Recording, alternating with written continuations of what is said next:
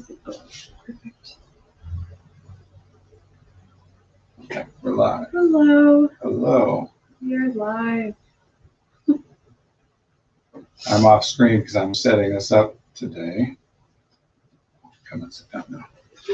Hello and welcome to the This Is Not Therapy Hour. I am Brandon Tessers. I'm Caitlin Miller. And we are both licensed therapists, but this is not therapy for very, very many reasons. So many reasons. Look at this panther back and forth. We gotta pat her down. It's all down. We are usually joined by Marie Moran, who is an executive functioning coach and hosts this. Unfortunately, she's not feeling well today and won't be with us. We hope she feels better soon. You This is not therapy. What it is just an open conversation. Honestly, it's just streaming. But instead of streaming ourselves playing a video game like many streamers do, we're just streaming ourselves talking I about. like to call it a stream of consciousness. Yeah. We love it when people comment. We do. Actually, do you what? Well, I'll come back to that. You're right. We should finish the coming on board stuff. We work at a group therapy practice called Effective Artistry that specializes in working with people who identify as neurodivergent and addressing executive functioning issues in the state of Illinois. So we do therapy we and our colleagues do therapy with people who are in the state of Illinois. Mm-hmm. We also have a couple executive functioning coaches who will do executive functioning coaching work with people all over the world. This is just an open conversation. We're just going to talk about what we talk about, and whatever we talk about is influenced by what you all are saying to us. So thanks for being here. It's nice to have people, but unless any of you say anything in the chat, we're just kind of imagining who you are, who you might be, and what you might be interested in, factoring it into all the things that we say. But there's only so much we can do. And for any of you who are comfortable with getting into the chat and writing to us, we do appreciate that. And it will impact us.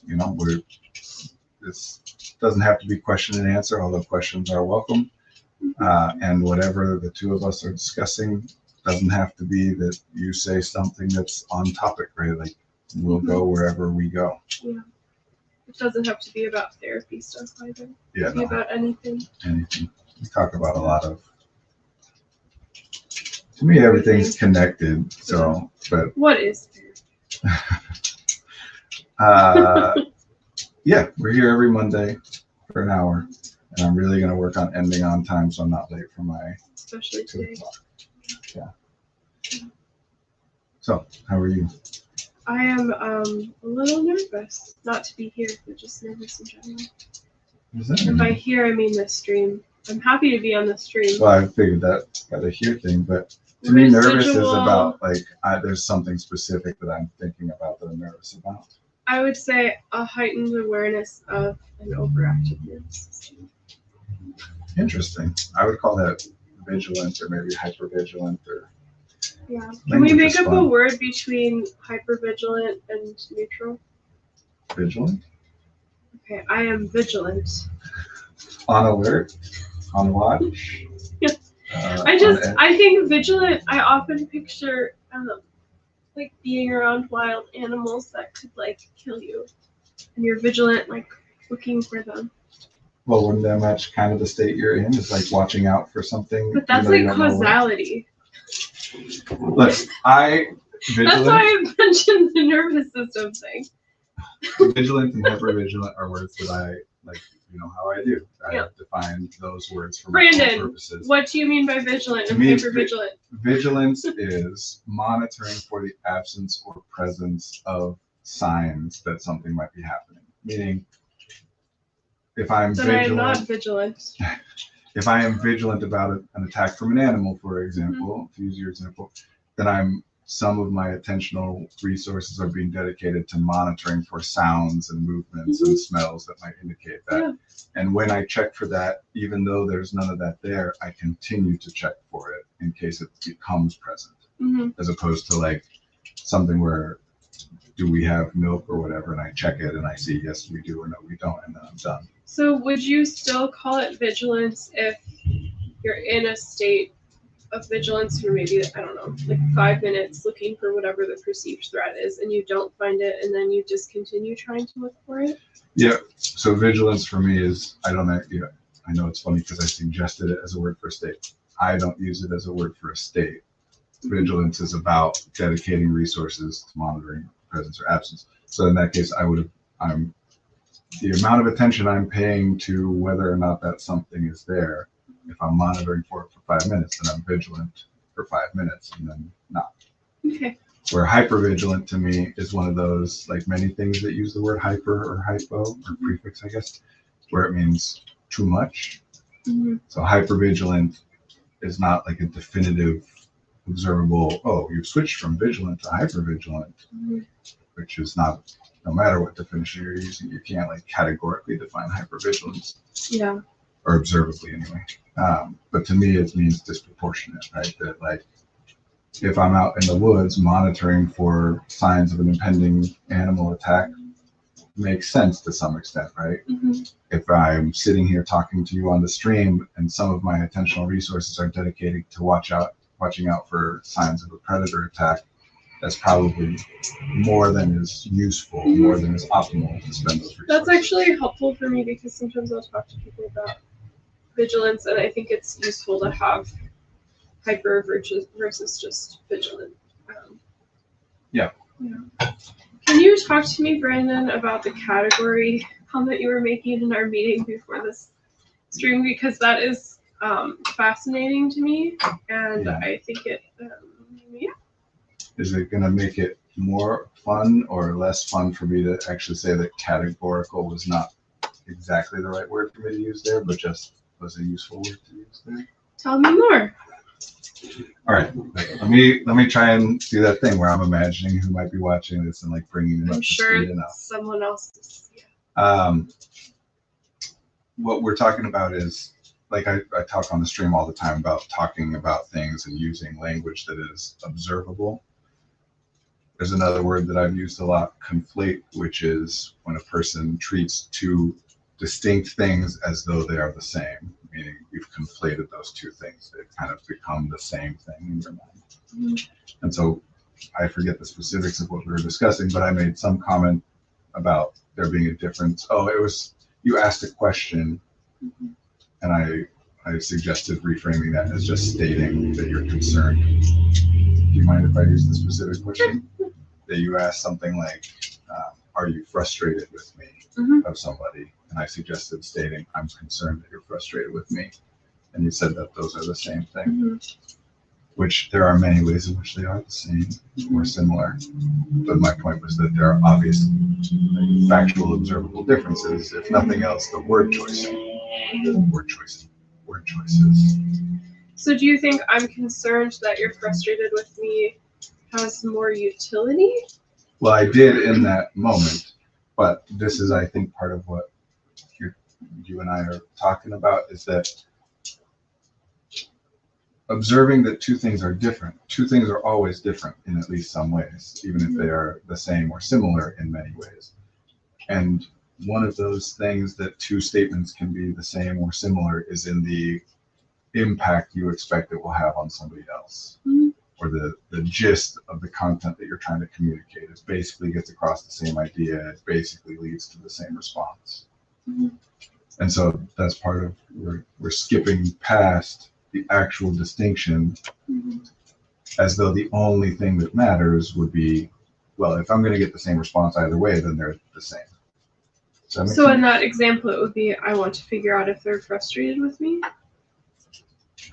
Yes, that's what you're trying to accomplish. Probably, I mean, you would be the one to know, so I'm assuming that's what you were trying to accomplish. That's why I used a question to start, because I thought that questions are things that people are more likely to answer. Oh, interesting. Because I think if I said, I'm concerned you're frustrated with me, and then someone would be more likely to say, oh, I'm sorry to hear that, versus, are you frustrated with me? I see. That makes sense. And also, point out to you right away that you already think that there's a distinction, a difference between asking versus stating, and that's why you when I chose ask, to I feel like I'm more likely to get an answer that I would like to get, which is either a yes or a no. Well, that makes sense, and depending on the person and the context and whatever, like I would agree. Um, but it's just interesting that you already, before me pointing out that there's a difference, you already are aware of there being a difference, or you wouldn't have selected the way you said it. Anyway. Yeah, and that's the basic premise I use with conversations with people. If I would like a specific piece of information, I make sure to ask a question, and then if it's more of like observations and we can see where it goes, then. Well, so here's the problem with asking is, what if they're not frustrated with you, but they are annoyed with you, for example? Would you not care to know that? So then can I ask, how are you feeling towards me? You can. And also, it's always, anything can be done. Again, this is not about how like would you rules analyze the utility of asking regarding a specific feeling? It depends on the specific person and the context and whatever. But in this case, to me, like in the case that we're talking about, to me, the most efficient thing is to just say, oh yeah. Oh wow. Okay, say out loud what just clicked because I want the most efficient thing would be to say what I'm concerned that they're thinking, because if I just ask the binary, are you frustrated with me, then it pigeonholes the conversation into being frustrated or not frustrated, versus telling them what I observably think and then seeing where it goes from there. Because then, for example, if someone was annoyed, they'd be more likely to say, I'm actually annoyed, instead of, are you frustrated with me? No or yes. Like, I feel like it expedites the conversation for me to figure out whatever the negative emotion is, which is advantageous. Sure, or there not being one, or other possibilities. And yeah, it's because I'm concerned is I'm informing you about my state, right? Mm-hmm. Like, here's what I'm experiencing right now. What I'm experiencing is that I am concerned, I am worried that you are annoyed with me. So I'm giving you information that is about me and my internal state that you can't have, even if you could theoretically read me and maybe predict it. Do you think then it makes people less likely to be offended? Because if you're saying, I'm concerned you're frustrated with me, it feels like maybe less of an attack because it's more based off of my internal state.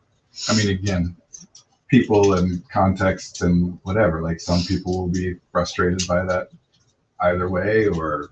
Can you tell that I try to solve every problem? Yeah. But also, this is not news, and this is what we do. Like, this is who we talk to. Our people. We are people who try to solve every problem by thinking about it, which is what I mean about healer archetype. That's what I meant. However long ago in our conversation, where I said we're not get stuff done people, I meant we're solve problems. We're ideation people, not execution people. Okay, you need to talk to me more about this because the way I've encoded these memories are like so negative. That's another characteristic of people who attempt to solve problems cognitively, is that. So we don't get stuff done. Is that essentially I'm tempted to use the word archetype of the person who like brainstorms and decides how the problem will be solved, but isn't the person who actually solves the problem? So an example might be, oh, I know we can. I was thinking about like a mining company or something. Like, we can change our ecological impact on the area if we do X, Y, or Z, but you're not going to be the person going to the mine and changing the way it's set up to then have a lesser ecological impact on the environment. Sure. Yes. And I want to respond to that and give some thoughts and stuff. I've been having fun theorizing about different language with this stuff recently, but also want to not leave the previous thing without some kind of like button on it. Buttons don't exist. It's true. It's an opinion word. What's the button? What I was trying the thing that I think might be helpful as a takeaway is giving people information about your state is different than asking people for information about their state. Even if you're predicting that in response to you sharing information about your state, I'm concerned that you are annoyed with me, that they might still give you information about their state, whether or not they are annoyed. That, yes, even though it depends on the person and the context and whatever, it is less directional. You're not saying, I need to know something about you. You're saying, hey, I want to let you know something about me. So that's a difference. Now, how that difference, that doesn't mean it's better to do it that way. right? Because context and all these different things matter. But that's what we were talking about. Can you imagine a context in which it would be better? So what? To say, are you frustrated with me versus I'm concerned you're frustrated with me?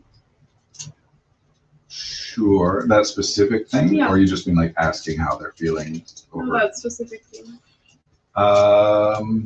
Yeah, I mean, it would be if this is a relationship, like the person that I'm talking to and asking that is someone where we've had prior conversations and I can be fairly confident that they and I are using the word frustrated in the same way. So that, because otherwise you run the risk of, if I say, are you frustrated at me? And they define frustrated differently than I do.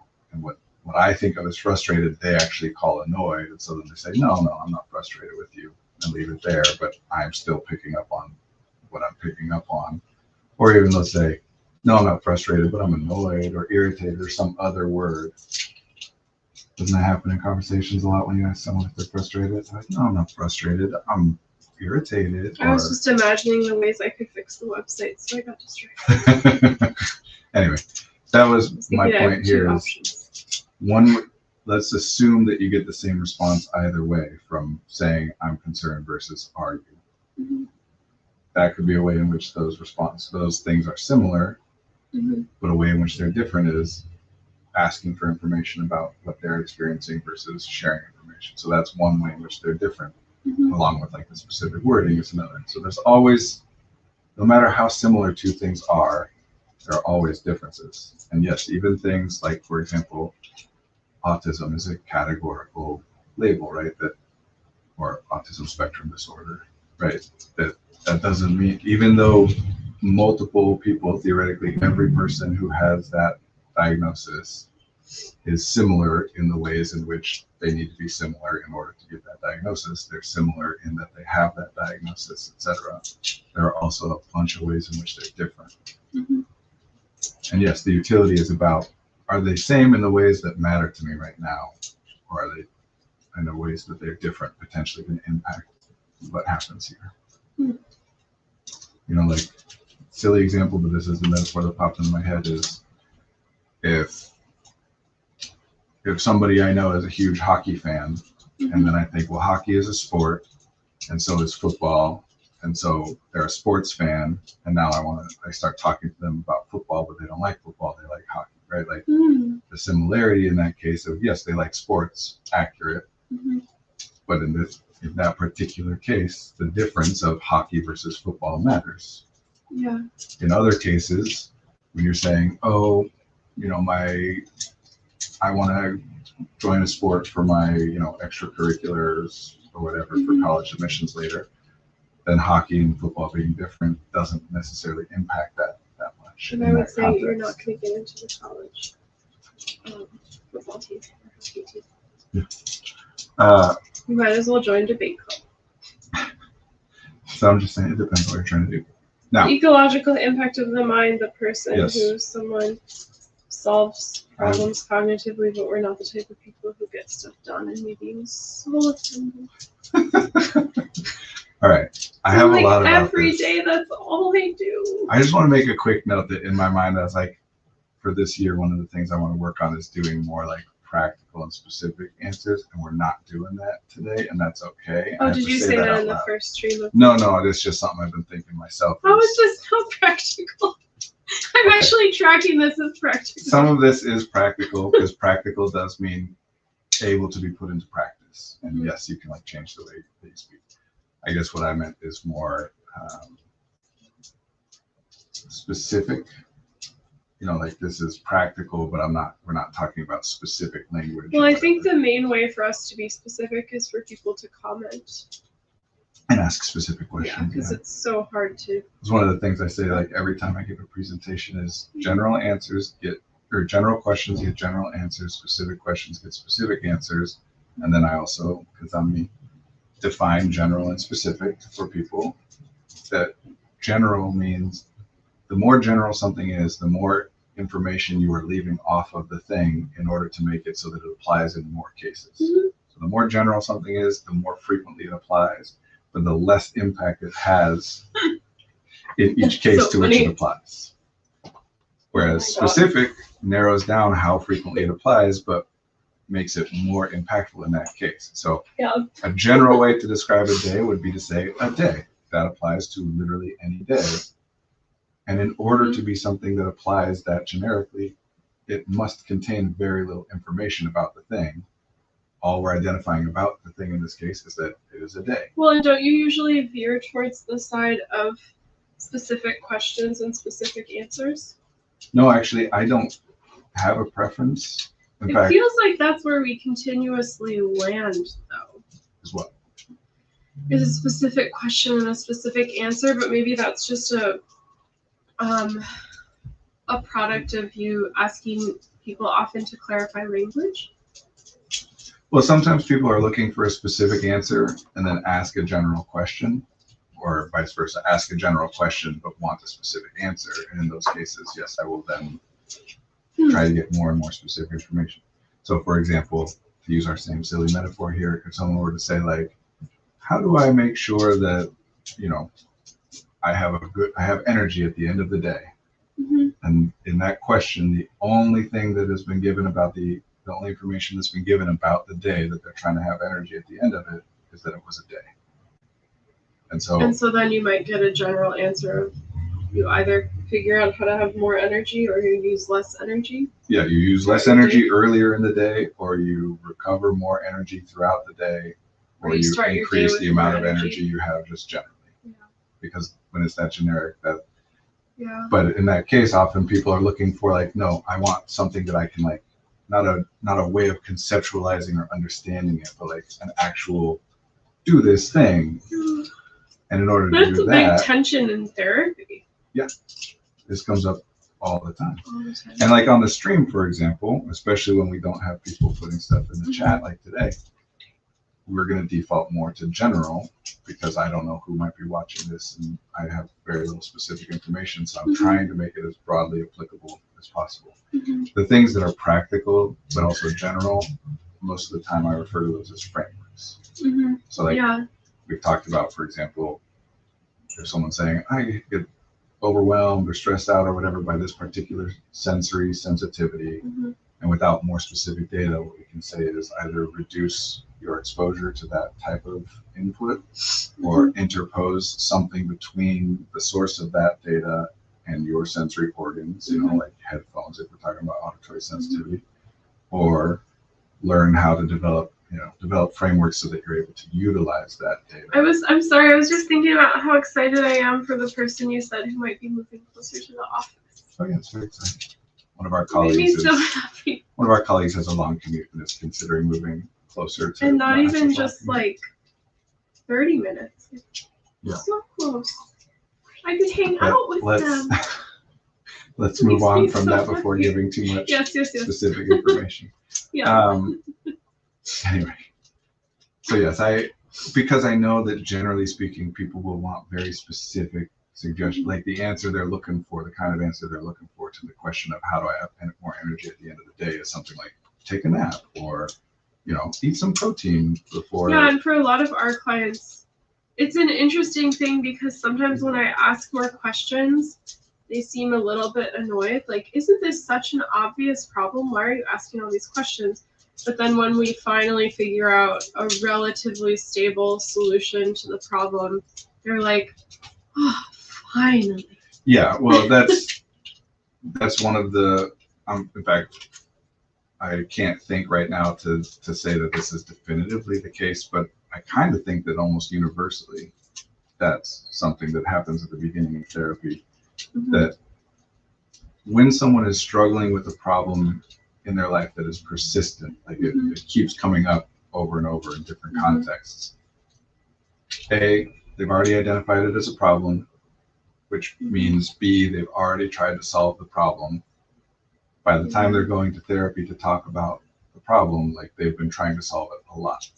And I know for me, sometimes as a client, when my therapist asks me questions like this, I'll be like, well, this is a problem I've had for so many years. I understand every nuance of it. Why do you keep asking me these annoying questions? You know? Right, so and that's the thing. It's almost like the devil you live with every day. Well, like I know them very well. By definition, if you had all the information necessary to solve the problem assuming that the problem is actually solvable. And, you know, if you have all the information and resources necessary to solve the problem, then it would have been solved. You want to solve it. This is one of the reasons that I attack the idea that the reason people don't do things is because they don't want it enough so hard.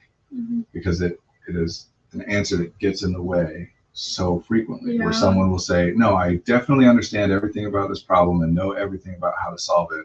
And the only reason it's not getting solved is because I don't want it enough. No, that's not real. That's not a thing, right? Like,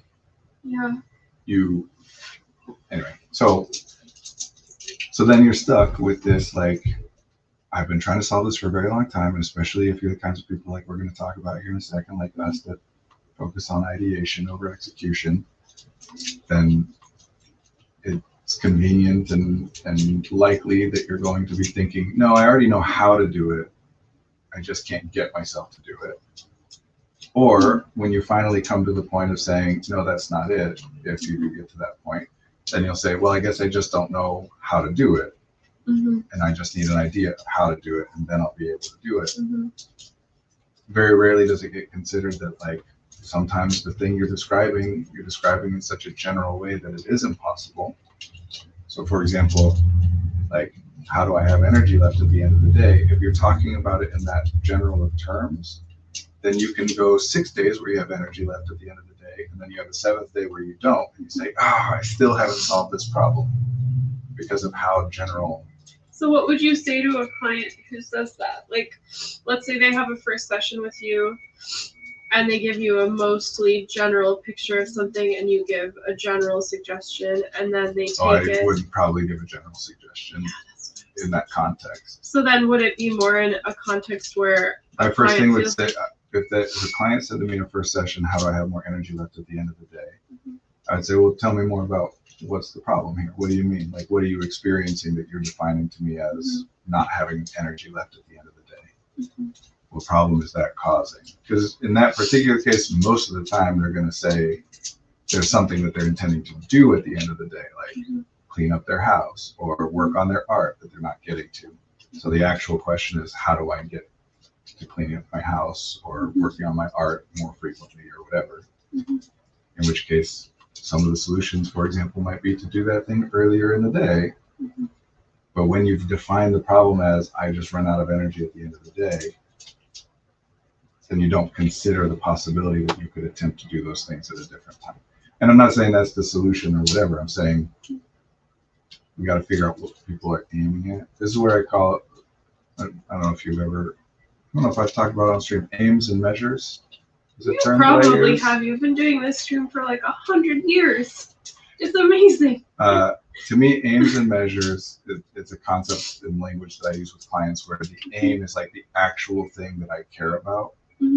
And when I have an aim that is very difficult to assess, sometimes because of how general it is, but sometimes because even if it's specific, it's difficult to observe, then instead we'll select a measure, which is a stand-in thing. So a very common example of this is that someone will think, I want to feel better about my body, or I want people to perceive me in a different way than they do, or I want to have more energy throughout the day, or be healthier, or whatever. Like, that's what they care about.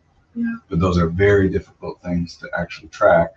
So whenever you're attempting a strategy in order to improve that, it's very difficult to see, like, is this paying off? Because it's very hard to track the outcome. So then instead people will select a measure, a thing that they're using to measure whether the strategy is helping them get closer to their aim.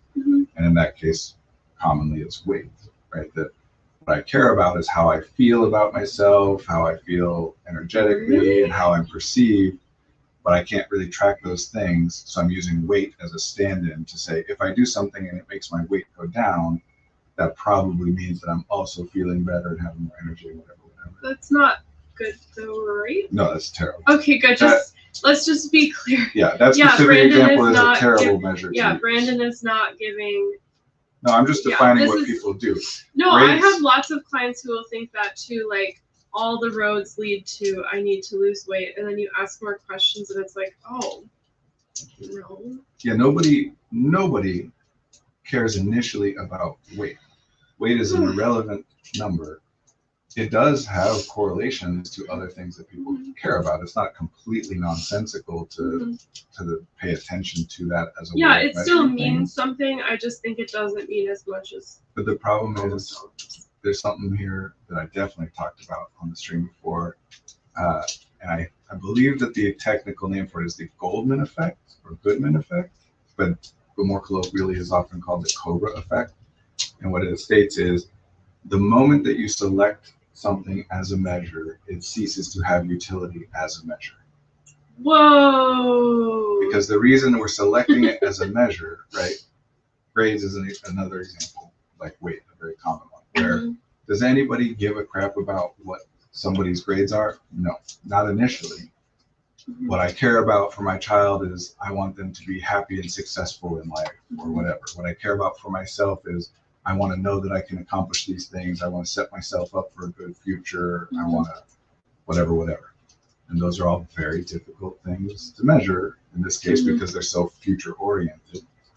So instead we use as a measure school performance. And we treat it as a valid measure that the better you do at school, the more we feel confident that you will be happy and successful in life.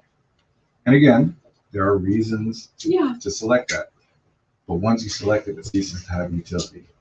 Because the reason you would select it as a measure is because there is theoretically some intrinsic connection between the measure and the actual thing you're aiming at. So for weight and for grades in both cases, yes, it is sensible in the first place to think, well,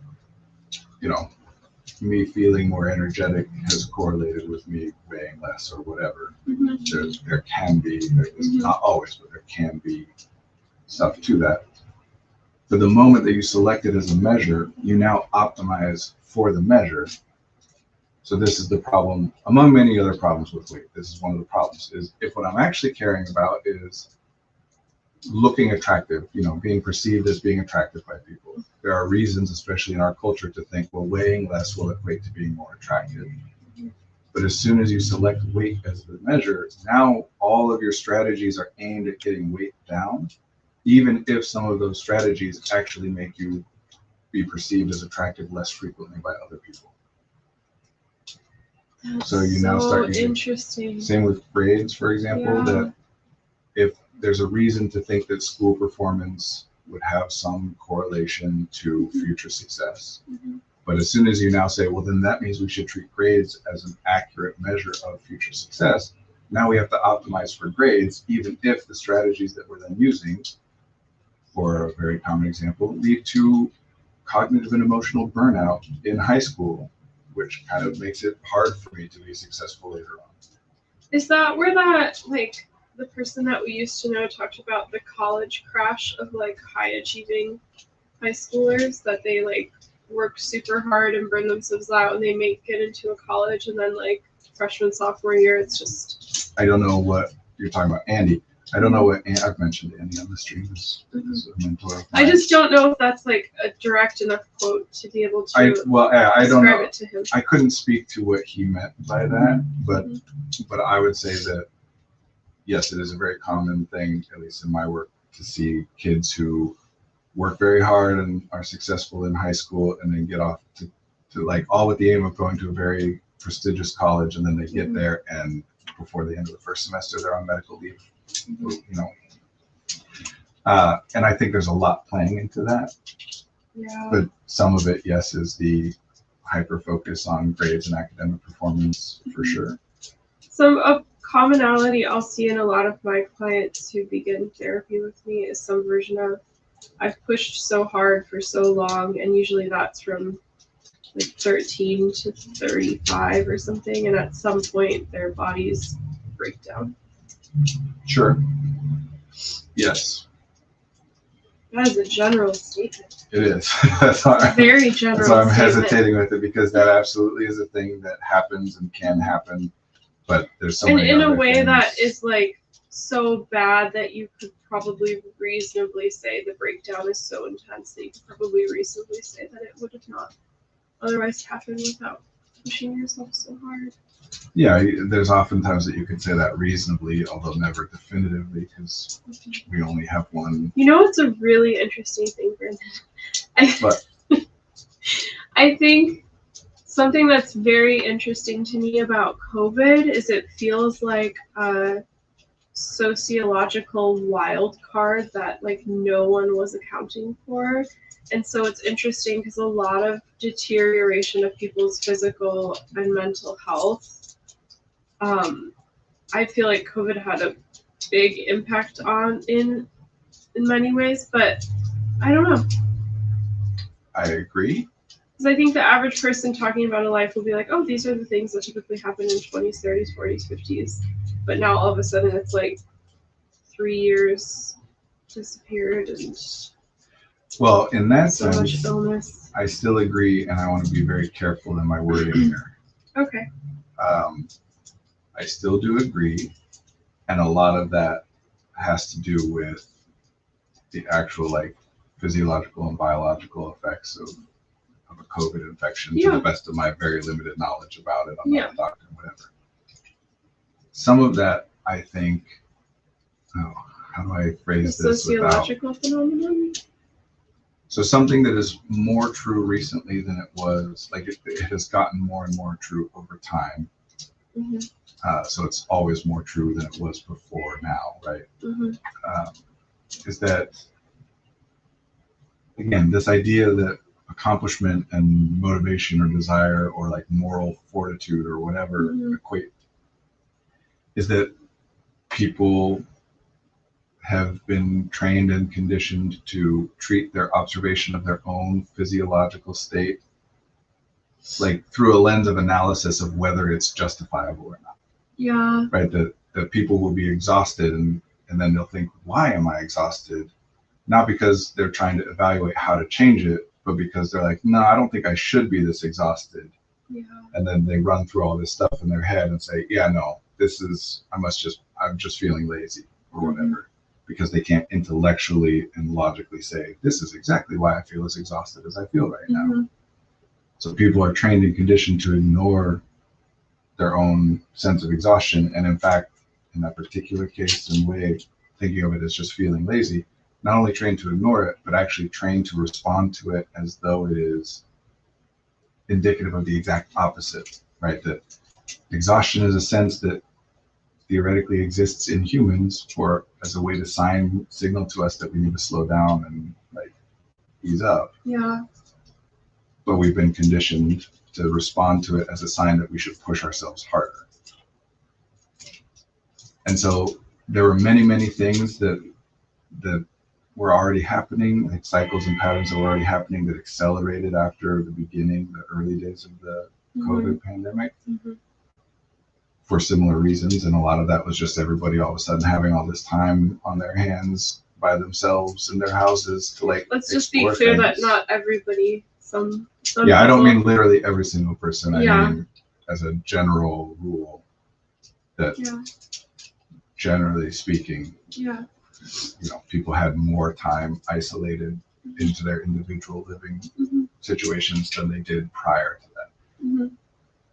And honestly, there are probably very few exceptions to that, to the idea that it was more than it was previously. Yeah, I think everyone was more isolated, but just for the people who still had to work in public, I think it's worth acknowledging. Well, I don't know if most is right, but many, maybe most couldn't isolate completely. I'm not saying completely isolated. Yeah, I've noticed this on some of the podcasts I listen to with like relatively blah, blah, blah people is some version of, oh my gosh, I just had so much free time in my beautiful home. I'm like, not like that. Well, as a quick side note, yeah, and I know this is not an intentional reference to previous conversations you and I have had about technology, but that's one of the things that really upsets me in conversations about technology is when people will say, turn off the screen and go outside, as though going outside is always a pleasant or viable or safe option, because it is not. And the people who are suggesting that, I really have a problem, for example, with I don't even want to call it a documentary because I don't think of it as one, The Social Dilemma that came out back in 2020 or 2021, where like they're filming people, these wealthy retired tech executives in their homes, and I have a specific image of a memory of one of these people sitting in front of their like floor to ceiling windows overlooking a literal forest, not even like suburbs, talking about it's important to get outside into nature and whatever. It's like, yeah, okay, you don't live in an area where going outside involves like risk, like, and I'm not even just referring to things like the inner city and under-resourced areas where there is risk of crime and things like that, although that's part of it. I'm talking about like literal war-ravaged areas of this world where like, no, I'm not sending my children outside to play in the middle of a war zone. So thank God that I have some way for all of us to be able to engage with the outside world without having to physically leave. Which is totally off topic. Amazing. The technology is incredible. That doesn't mean that it's never used in a problematic way, but this is like a historical thing that humans who are well off will respond to the development of new technology as though the technology itself is problematic and no one should use it because it behooves them to reinforce the status quo because they're already well off. Anything which changes that up is just unnecessary, right? Like, why do we need? What about like the tech, I don't know, startup obsessive people who are like obsessed with change because they think they can make a ton of money out of it? Those are people who are not already okay with the status quo. They're wanting to make a lot of money, so they're excited. Some about of them the are already wealthy, right? Well, sure, but if they're wanting to make a lot of money, they're not okay with things continuing. Oh, the way they are. Oh, I get what you mean now. Okay, so thank you. The more that you want things to be different, the more excited you get about the technology, generally speaking. And yes, it is a historical thing to respond to the technology as though it itself is inherently problematic and should not be widely adopted. Whereas the people who are actually interfacing with it and using it and whatever are much more pragmatic and saying like, no, let's use it for the things that it is useful to use it for, while also recognizing that there are ways in which using this is not great. People had the same response to the invention of the printing press as they have to the invention of the internet. Like, oh no, letting all this information out into the world, like, it's going to cause fun. We still didn't get back to we should be done in 8 minutes. Okay. Backing up. I don't even remember all the tangents at this point, but you were asking about the ideation versus execution thing. Yeah. So here's what I've been thinking lately. Where do I start? Humans, I've said this for a long time, humans both collectively, like as a species, but also each individual human, we are fantastic at solving problems, coming up with solutions to problems which have not been solved yet. Absolutely, literally, by like whatever metric you want to use, we like seem to break the laws of the universe in the way that we do this, right? Like nothing else in the observable universe responds to novel problems and solves them the way that we do. It's what makes us human. Not to say that there's not theoretically things out there, but as far as we know, what we're very terrible at is like revisiting existing solutions to reevaluate whether they're still useful or optimal. Like sometimes they're no longer necessary. We could stop doing them and the initial problem they were intended to solve is still gone now because the context has changed.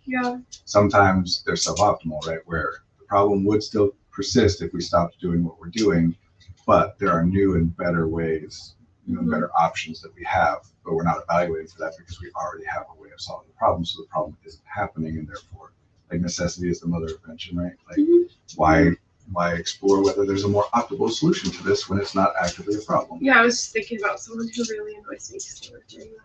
I mean, this is a super common, like, if it ain't broke, don't fix it, or, well, it certainly worked for me the way I've been doing it my whole life, but, etc.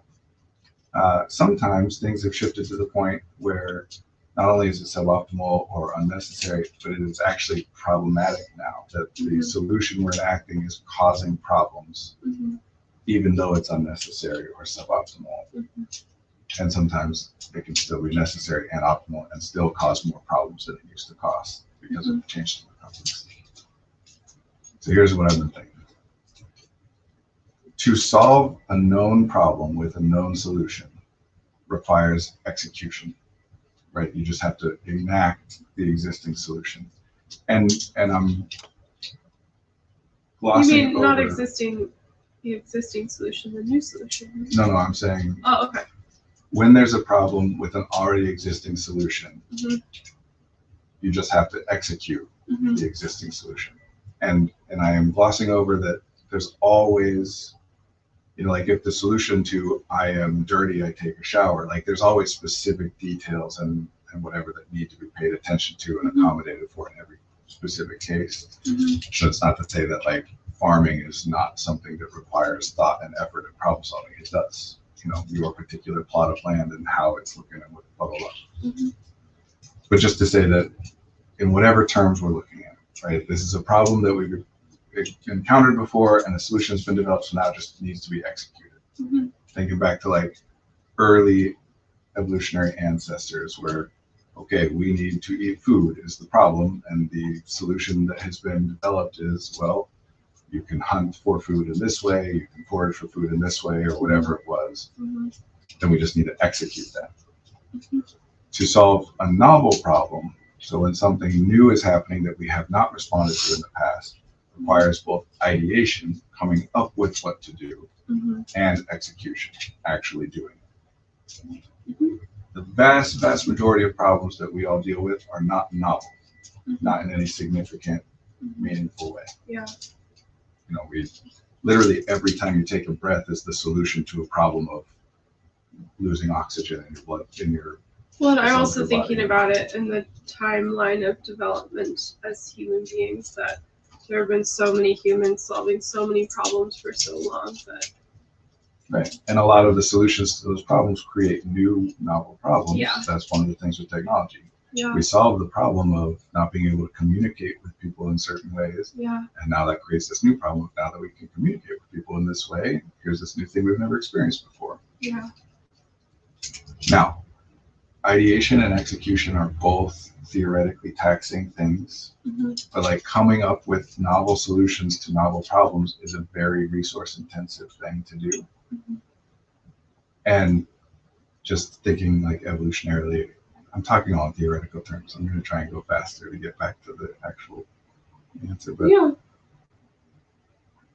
there's a spectrum, right? Where if everybody's thinking, ideating, gathering information and attempting to solve novel problems all the time, that increases our odds collectively because there's more people doing it. Mm-hmm. The downside is there's still a bunch of stuff that needs to be executed. Mm-hmm. So if everybody's ideating and executing, then the optimal balance is for everyone to spend the vast majority of their resources on just executing existing solutions. And like anything else, it's a skill that the more you do of it, the more efficient you become at it. Mm-hmm. So on the other end of the spectrum is only having one person who's responsible for ideating solutions to novel problems. Mm-hmm. Because thanks to communication, only one person needs to come up with the idea. Even if everybody needs to execute it, Yeah. only one person needs to have the idea. So on that end, you'd say optimally, well, that person becomes the best that there could be at ideating, and they execute not at all, Mm-hmm. because they're leaving all That that to sounds other so people. lovely. So there is a theoretical balancing point between those two. Yeah. And what would be optimal in terms of evolution and community structure and whatever, what would be optimal is there is a certain number of people, the minimum number of people we can have Mm-hmm. within a given community, like ratio wise, Mm-hmm. who are dedicated as much as possible to ideation, Mm-hmm. so that they get as efficient as possible, and everybody else knows when there's a novel problem, you bring it to those people, Yeah. they tell you what to do, and they don't execute so much Mhm. because they're spending all their resources on ideation. So I do think there is an intrinsic tension between the more you think, the less you execute. Mm-hmm. There are things that draw on the same things. So yes, people like us and like most of the people who watch this stream, and I would say, because to be clear, I don't think of this as a genetic thing as most people do, right? That people Yeah. think of intelligence as a genetic trait. Mhm. I think it's much more context dependent than that, Mhm. right? That like, if there's a community with nobody that's thinking a lot, somebody's going to start, or the community Someone, yeah. dies the first time there's a novel problem that they Mhm. can't solve, right? And because of how our culture and all these different things, like collectively, all of us in this culture are becoming more and more skewed to the ideation versus the execution. And I should say too that even in that case, I still think that people who are as far as you can possibly go towards ideation, still overwhelmingly their resources are spent on execution. The maximum amount of person can it think. annoys me so much. Why? Because I always think to myself, oh, it would be lovely if some other human beings could do these things for me. Well, sure, but I'm talking even about like you have to eat food and yeah, like, I know. I'm thinking about the things that are not optional that could be given to another person to do, like making the food or cleaning the house or doing the laundry, right, and or driving the car. All of these things are things that commonly with people who have enough resources to be able to offload those tasks onto others, they do. Yeah. But I'm saying even in that maximal case, like of all the calories that your body burns, some percentage of those calories are burned on autonomic, non-optional You have a couple of minutes. Okay.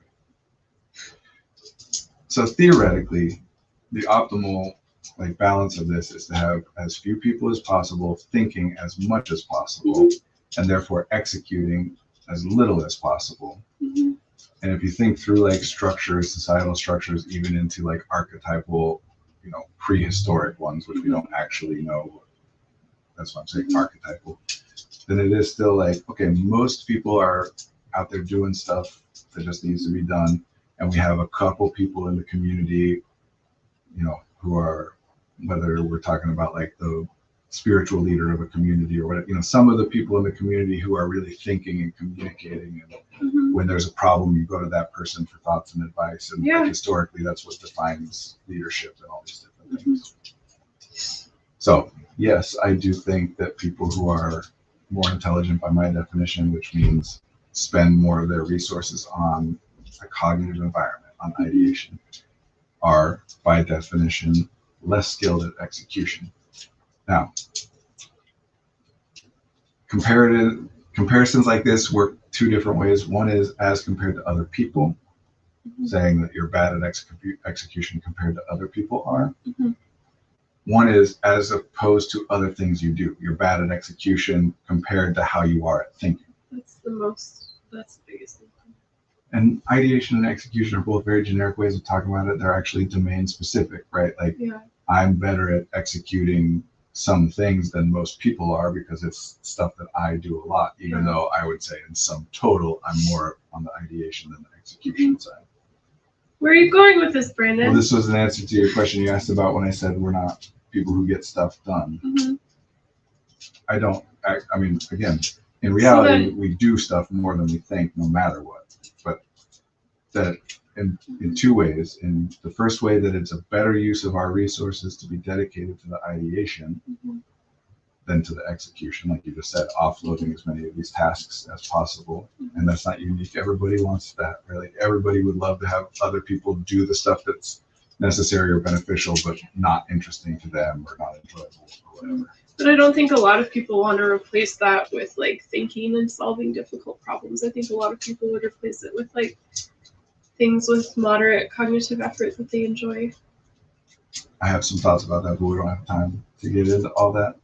Thanks. Briefly, I would just say that whatever people enjoy, if they consciously identify it as enjoyable, likely involves a lot of cognitive effort. And that's part of the solution, right? That distinguishing between I enjoy playing a video game, which requires a lot of cognitive effort and ideation and novel gathering and blah, blah, blah, blah, is not distinguished in that way in cognitive resources from writing a book or whatever. There are other ways in which they're different.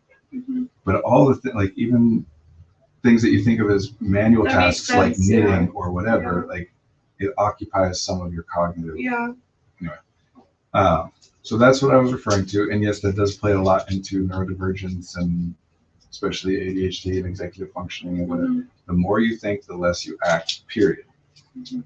That's what we mean when we say be careful. If I'm being careful in doing something, I'm bouncing back and forth between doing a little bit and gathering data.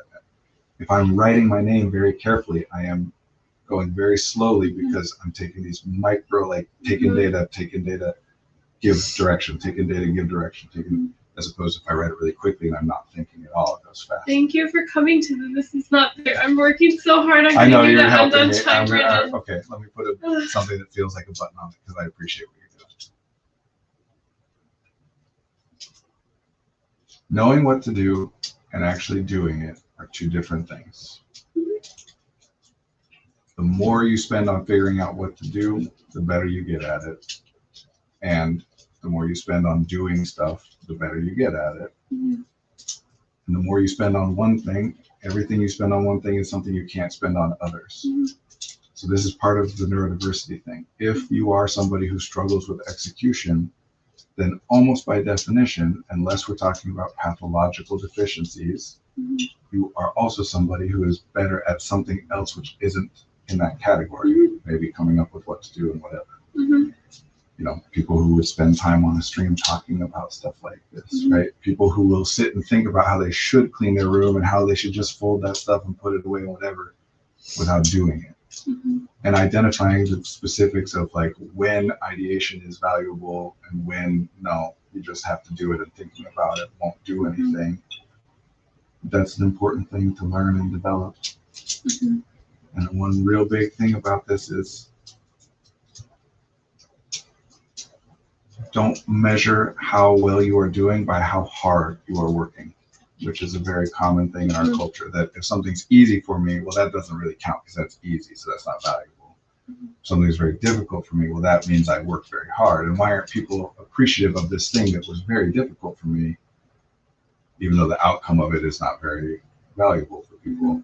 And why do people keep complimenting me about this thing that's like nothing and I barely even have to pay attention to it, but they act like it's such a big deal? I want to make money off of those things. Because people care about the actual outcome, not about how much it costs. And so people, we actually do like deliberately force ourselves to operate in the most inefficient ways possible because, oh man, this thing is so hard for me.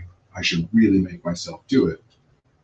Which is, or for me, sometimes I think this thing is so easy for me, which means I have to do it 1,000 times a week. Another version is this thing is so enjoyable, and therefore I shouldn't do it. Right? That when you look at it from a community perspective, specialization is the optimal way. That each person focuses as much as possible on doing the things that they like, and does as little as possible about the things that they don't like or that are difficult. If you think that each person is an individual, each man is an island, as our culture tends to preach, this hyper-individualism, well, then the strategy shifts. And what you should do then is focus on developing your weaknesses. Instead of leaning into the things that you enjoy and do well, you should spend the most of your resources engaged in the things you don't like and that you struggle with. Because if you're all on your own and no one else can take care of those things for you, that's the stuff where it's like, you better figure that out. Otherwise, that's the illusion, the idea that's sold in our culture. But it's nothing to do, including in the way we do academics, right? That like you can get A's and be brilliant, all this stuff, and that one you get an F and you really struggle with. So let's get you a tutor for that. Let's spend more resources on the one you struggle with the most. Completely inefficient, suboptimal way of doing things. So that's my little button to people is, honestly, when you say that you're good or bad at something, the most useful way for me, unless I'm putting that in a specific parameter, like good at doing this observable thing in this observable context.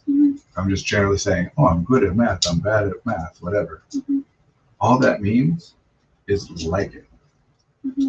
The only thing, if we're talking about lifetime output, how good a person is at a thing is the same as how much they enjoy that thing.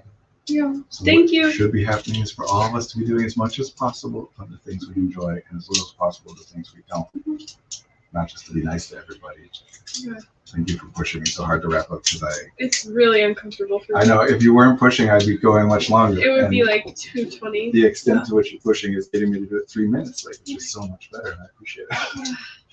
Thank you all. This has been great. Thank you. Yeah, we'll be here next week. Oh, actually, no, I won't. I won't be here next week or the week after, or maybe No stream next week. I will be back the following week. Caitlin will be rejoining us after that. So there will be no stream next week. I'll ask Marie to put that out on social media to remind everyone. Thank you all. Bye. Thank you.